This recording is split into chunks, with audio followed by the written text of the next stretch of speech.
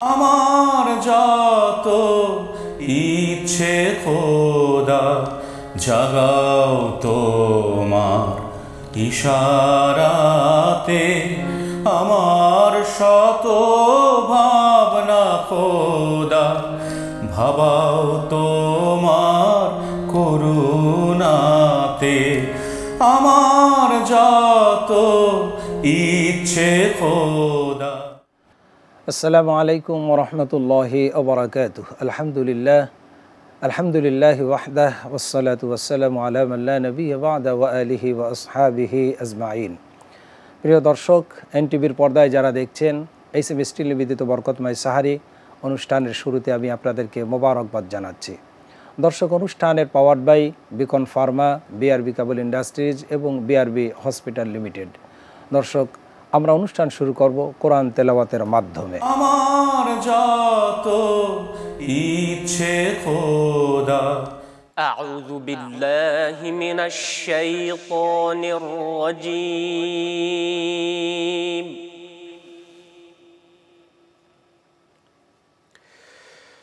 بسم الله الرحمن الرحيم. لقد صدق الله رسوله الرؤيا بالحق لتدخلن المسجد الحرام إن شاء الله آمنين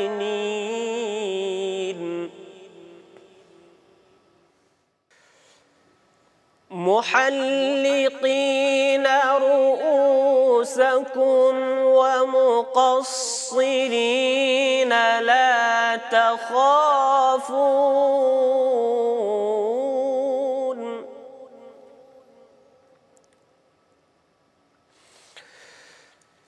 فعلم ما لم تعلموا فجعل من دون ذلك فتحا قريبا.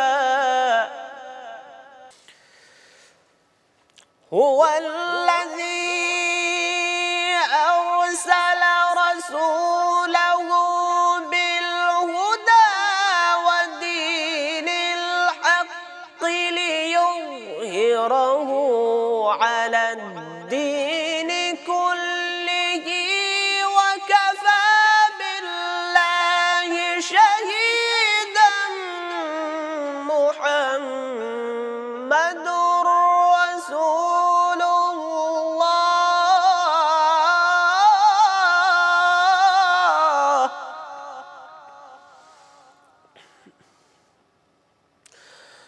محمد رسول الله. هو الذي أرسل رسوله بالهدى ودين الحق ليظهره على الدين كله وكفى بالله شهيدا. محمد رسول الله.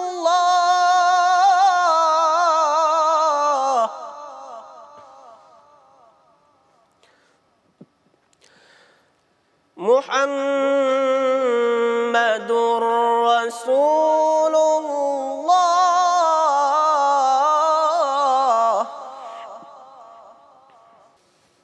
والذين معه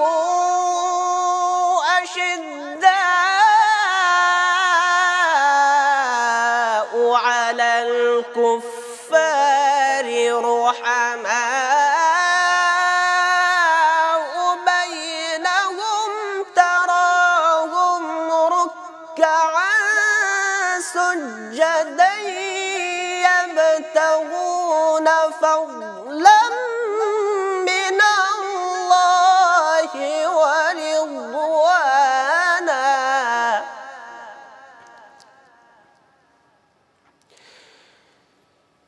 سيماهم في وجوههم من أثر السجود ذلك مثلهم في التوراة ومثلهم في الإنجيل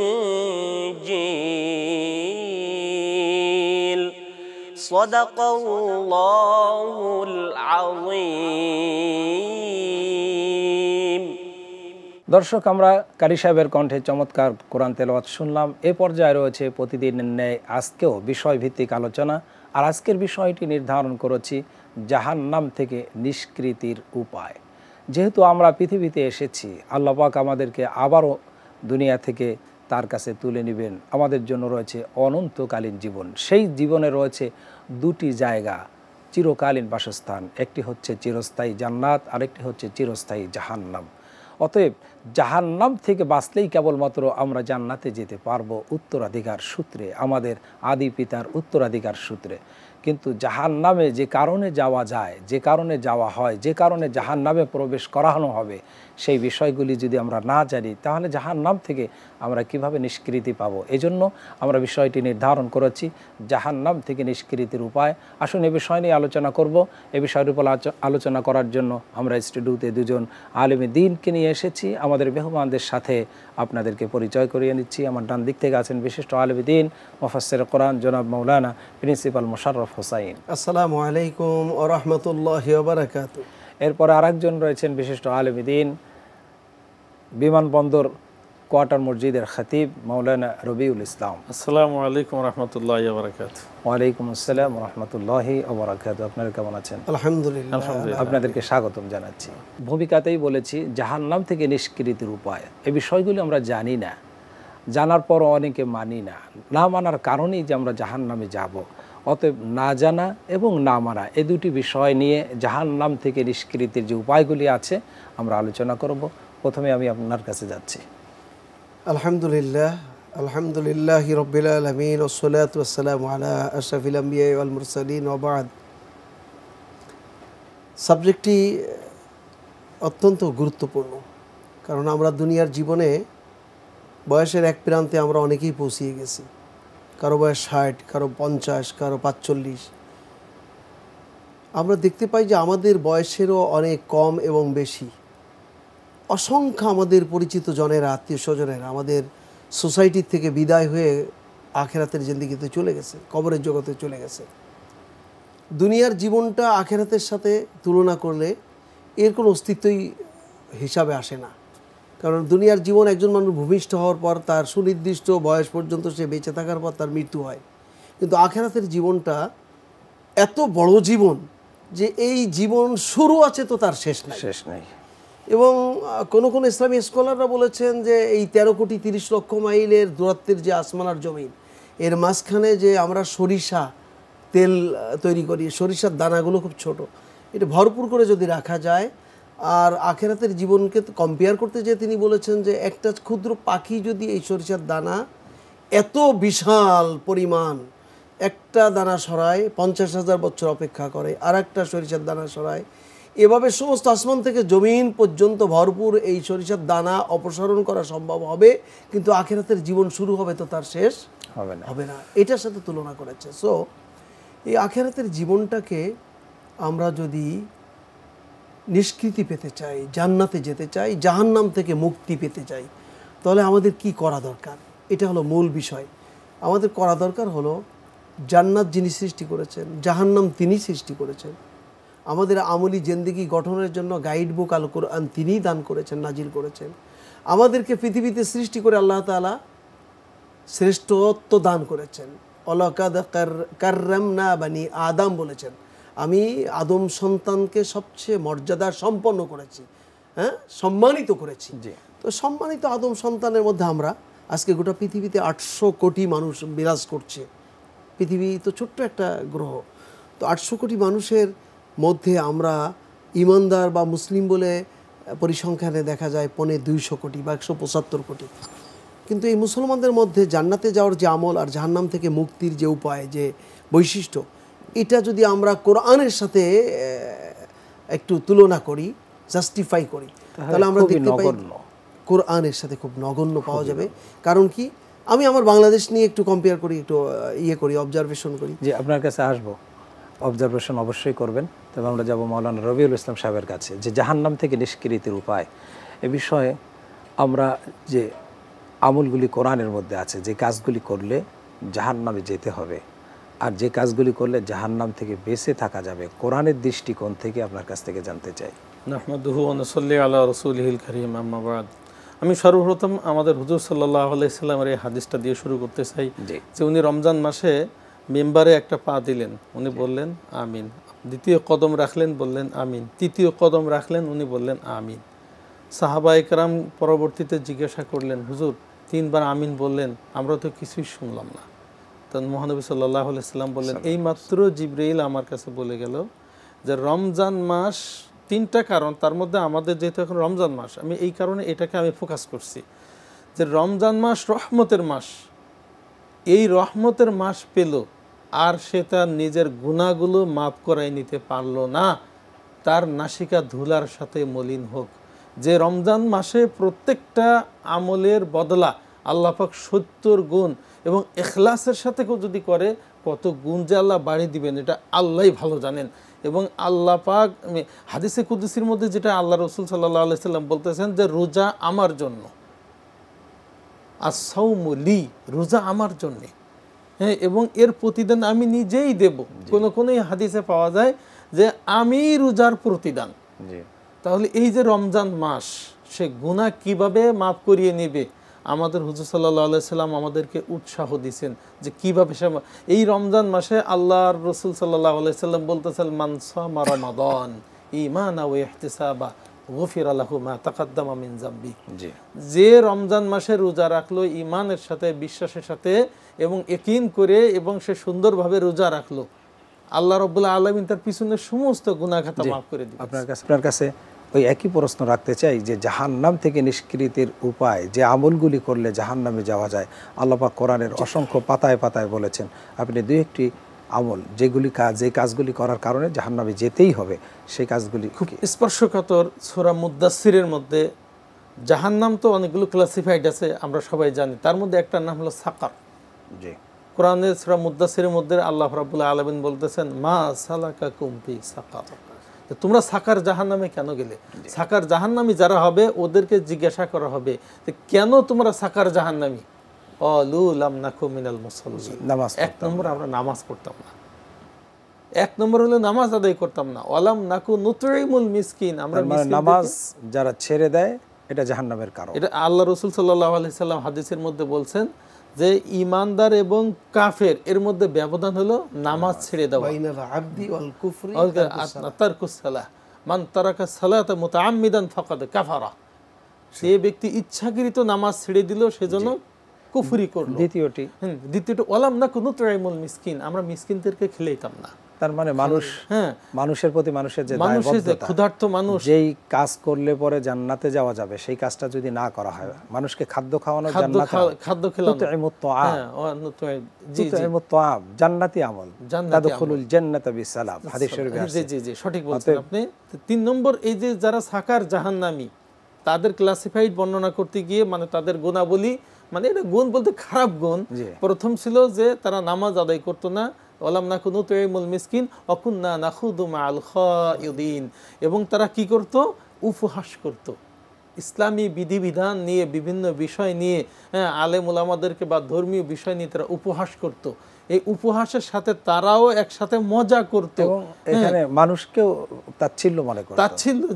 তাচ্ছিল্য মনে করত। আর তাচ্ছিল্য তো মানুষ মনে করে যারা ইসলামী বিধিবিধান, যে কথা মুহতারাম বলেন, ওয়ালাকাদ কাররামনা বানি আদম, আল্লাহ মানুষকে শ্রেষ্ঠ করে বানিয়েছেন, আর আমরা এক মানুষ আরেক মানুষকে তাচ্ছিল্য মনে। আল্লাহ নিষেধ করেছেন, ওয়ালা তুসাইর খাদ্দাকা লিন-নাস ওয়ালা তামশি ফিল আরদি মারহা। জি, আপনার কাছে ইনশাআল্লাহ বড় আসবো। আপনার কাছে জানতে চাই যে কোরআনের দৃষ্টিতে সবচেয়ে বড় অপরাধ কোনটা, যেটা করলে জাহান্নামে যাবে?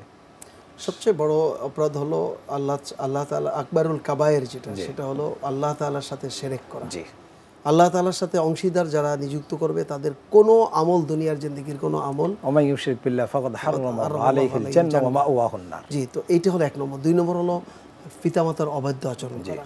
তৃতীয় হলো নামাজের কথা এসছে, দরিদ্রদের খাবার না দেওয়ার কথা এসছে।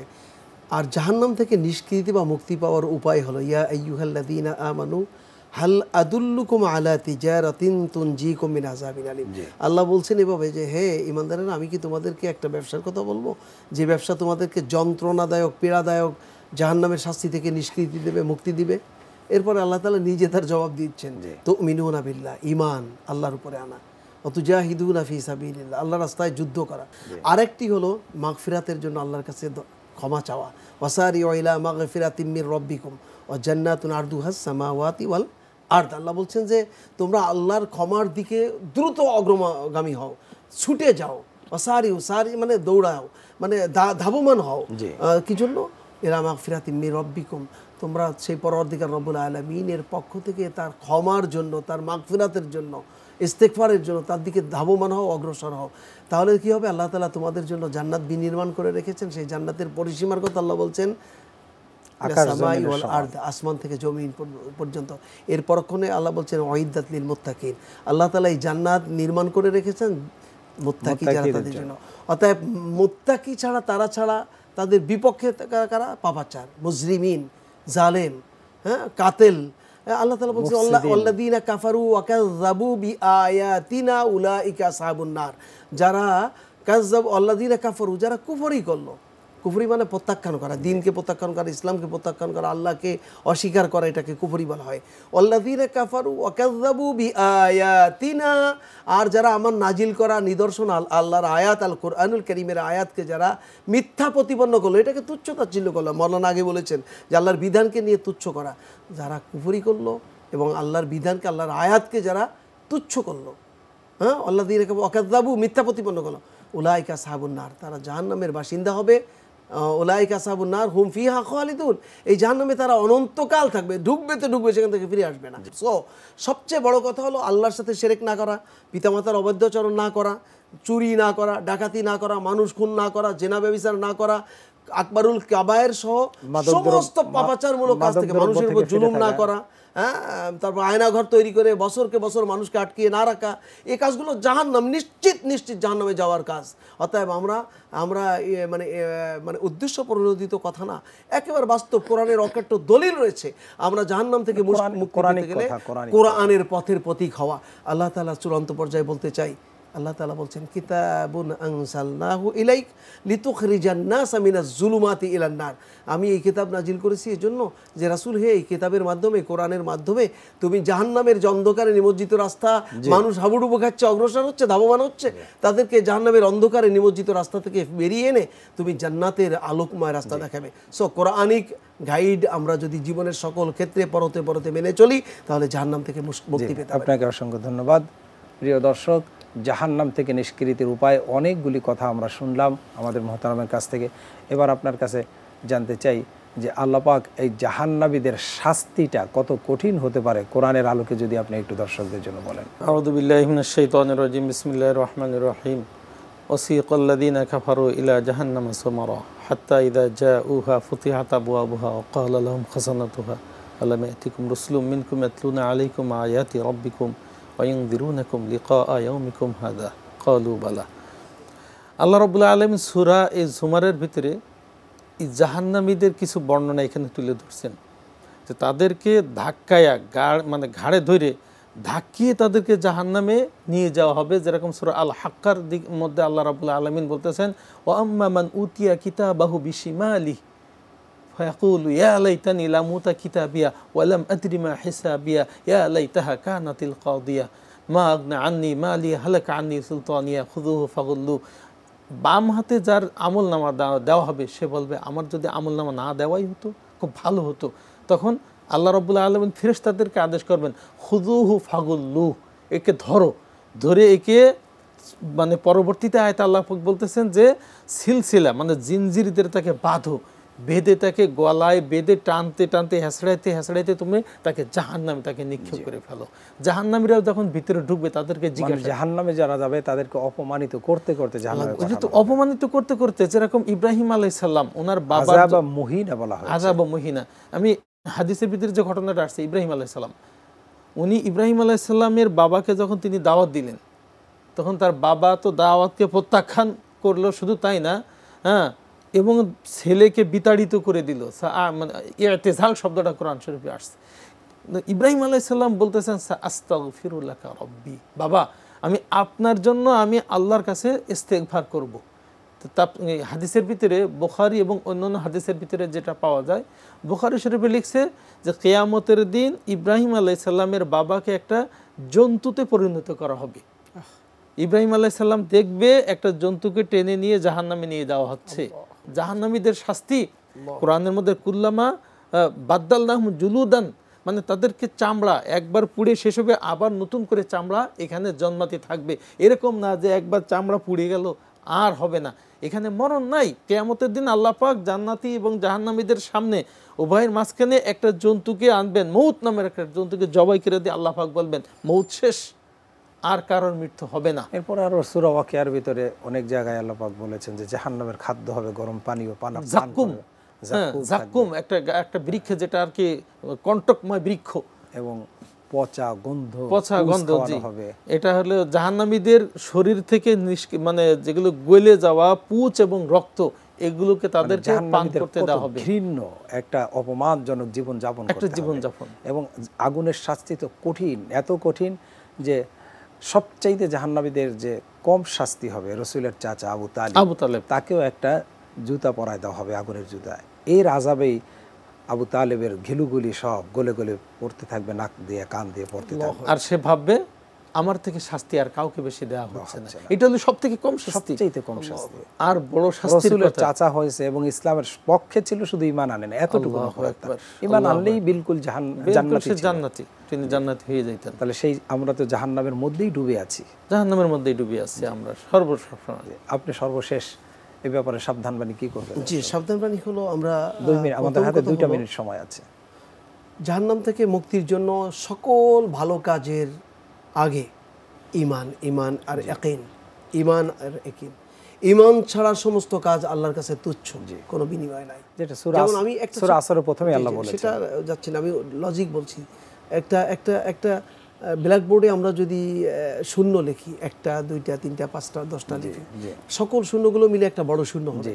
কিন্তু ঈমান যদি 1 লেখা হয়, তারপর একটা শূন্য দেওয়া হয়, 10 হয়, 10-এর পর একটা শূন্য দিলে 100, আর একটা শূন্য দিলে 1000, এইভাবে বাড়তে থাকে। তো ঈমান গ্রহণ করার পরে নামাজ, মানুষের দান খয়রাত, জাকাত দেওয়া, হাসপাতাল নির্মাণ করা, কালভার্ট নির্মাণ করা, রাস্তা ভালো করে দেওয়া, মানুষের কল্যাণার্থে চিকিৎসার জন্য একজনকে সহযোগিতা করা, একজনের মেয়ে গরিব মানুষ বিবাহ দিতে পারছে না, টাকা দিয়ে তাকে মেয়ে বিয়ে দেওয়ার ব্যবস্থা করে দেওয়া। ঈমান আছে তো প্রত্যেকটা কাজের বিনিময় আছে। এই জন্য জান্নাতে যাওয়ার জন্য জান্নাতি আমলের সংখ্যা বাড়তে থাকবে। তো জাহান্নাম থেকে নিষ্কৃতির জন্য জান্নাতি আমল করতে হবে। জাহান্নামী আমল থেকে নিষ্কৃতি পাওয়া, মুক্তি থাকা, বিরত থাকা, আর জান্নাতি আমল বেশি বেশি করা। এই জন্য 3টি কাজ আমাদের লক্ষ্য রাখা দরকার, তাহলে আমরা জান্নাতি হতে পারবো, জাহান্নাম থেকে বাঁচতে পারবো। ঈমানের সাথে সাথে ইখলাস থাকা, ইখলাস, যে কোনো কাজ যখন যা করি না কেন সেটা আল্লাহকে রাজি খুশি করার জন্য করা, এটাকে ইখলাস। 2 নম্বর হলো যে কাজ যখন করি না কেন সেটা দলিলুন নস, হয় কোরআন অথবা সহিহ হাদিসের সনদ দলিল সহ আমরা সেই কাজটি করব। তৃতীয়ত হলো মুহাম্মদ রাসূলুল্লাহ সাল্লাল্লাহু আলাইহি ওয়াসাল্লাম এবং খোলাফায়ে রাশিদিনের সুন্নাহকে, তরিকাকে আমাদের অনুসরণ করতে হবে, তাহলে জাহান্নাম থেকে মুক্তি পাবো, জান্নাতে যেতে পারবো। বেশক অসংখ্য অল্প কথার ভিতরে সব সামারি হয়ে গেল। আপনাদের দুজনকে অসংখ্য ধন্যবাদ। প্রিয় দর্শক, সামারি হয়ে গেছে যে জাহান্নাম থেকে বাঁচার একমাত্র উপায় হচ্ছে আল্লাহর হুকুমকে মেনে নেওয়া। তার প্রধান হচ্ছে ঈমান আনা আল্লাহর প্রতি এবং আল্লাহর বিধান মোতাবেক চলা। বিধানটা ফলো করতে হবে, আল্লাহর জন্যই খাসভাবে আমার বন্দিগি চলবে, আর ফলো হবে মুহাম্মাদুর রাসূলুল্লাহ সাল্লাল্লাহু আলাইহি ওয়াসাল্লাম। কারণ আল্লাহ পাক বলেছেন, মা আতাকুমুর রাসূলু ফাখুযুহু ওয়া মা নাহাকুম আনহু ফান্তাহু। তোমাদের রাসূল তোমাদের কাছে যা নিয়ে এসেছে সেটা গ্রহণ করো, আর যা থেকে তোমাদেরকে বিরত থাকতে বলেছে তা ছেড়ে দাও। এবং রাসূলের মধ্যেই রয়েছে তোমাদের জন্য পূর্ণাঙ্গ আদর্শ। লাকাদ কানা লাকুম ফি রাসূলিল্লাহি উসওয়াতুন হাসানা লিমান কানা ইয়ারজুল্লাহ ওয়াল ইয়াউমাল আখির। যারা পরকালে কিছু আশা করে তারা যেন মুহাম্মদ সাল্লাল্লাহু আলাইহি ওয়াসাল্লামের আদর্শটাকে গ্রহণ করে। আমরা আসুন এই জন্য ইসলামকে মেনে নিয়ে জান্নাতি আমলকে আমরা সংখ্যা হিসাবে বাড়িয়ে দিই ঈমানের সাথে। জাহান্নামী সমস্ত বদ আমল, আল্লাহ বিরোধী কাজ, শরীয়ত বিরোধী কাজ, ইসলাম বিরোধী কাজ, রাসূল যা নিষেধ করেছেন তার থেকে যেন আমরা ফিরে থাকি। আল্লাহ পাক যেন তৌফিক দান করেন। এই আহ্বান রেখে, এই দোয়া করে আগামী পর্ব দেখার আমন্ত্রণ জানিয়ে আমরা আজকে বিদায় নেব একটি ইসলামী গান শুনতে শুনতে। আসসালামু আলাইকুম রহমতুল্লাহি ওয়া বারাকাতুহু। আমার যত ইচ্ছে খোদা হে রাসূল বুঝি না আমি, রেখেছ বেঁধে মোরে কোন সুতোই তুমি, রেখেছ বেঁধে মোরে কোন সুতো। জানি না গোপনে কেমন করে, জানি না গোপনে কেমন করে, হৃদয়ে গড়েছ প্রেমের মুকুল। হে রাসূল বুঝি না আমি, রেখেছ বেঁধে মোরে কোন সুতোই তুমি, রেখেছ বেঁধে মোরে কোন সুতো। তোমারি নামে আনন্দে দুলি, তোমারি নামে দুনিয়া ভুলি, কি জাদু মাখা ওই নামেতে। তোমারি নামে আনন্দে দুলি, তোমারি নামে দুনিয়া ভুলি, কি জাদু মাখা ওই নামেতে। খোদারি পরশে যে নাম আরশে, খোদারি পরশে যে নাম আরশে, নাম মুহাম্মদ শুধু মধুময়। হে রাসূল বুঝি না আমি, রেখেছ বেঁধে মোরে কোন সুতোই তুমি, রেখেছ বেঁধে মোরে কোন সুতোই। স্বার্থবিহীন ছিলে চিরদিন তুমি, ইনসাফের প্রতীক। কুল আলমের শ্রেষ্ঠ নিয়ামত তুমি যে প্রাণের অধিক।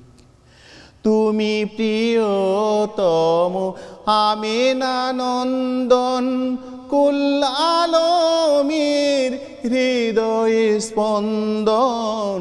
তুমি বিনে সবই অন্ধকার, তুমি প্রিয়তম আমেনা নন্দন, কুল আলমের হৃদয় স্পন্দন। তুমি বিনে সবই অন্ধকার, থাকিতে দেহে প্রাণ তোমারি সম্মান, থাকিতে দেহে প্রাণ তোমারি সম্মান। দেব না লুটাতে ধুলোয়। হে রাসূল বুঝি না আমি, রেখেছ বেঁধে মোরে কোন সুতোই তুমি, রেখেছ বেঁধে মোরে কোন সুতোই। জানি না গোপনে কেমন করে, জানি না গোপনে কেমন করে, হৃদয়ে গড়েছ প্রেমের বলয়। হে রাসূল বুঝি না আমি, রেখেছ বেঁধে মোরে কোন সুতোই তুমি, রেখেছ বেঁধে মোরে কোন সুতোই তুমি, রেখেছ বেঁধে মোরে কোন সুতোই।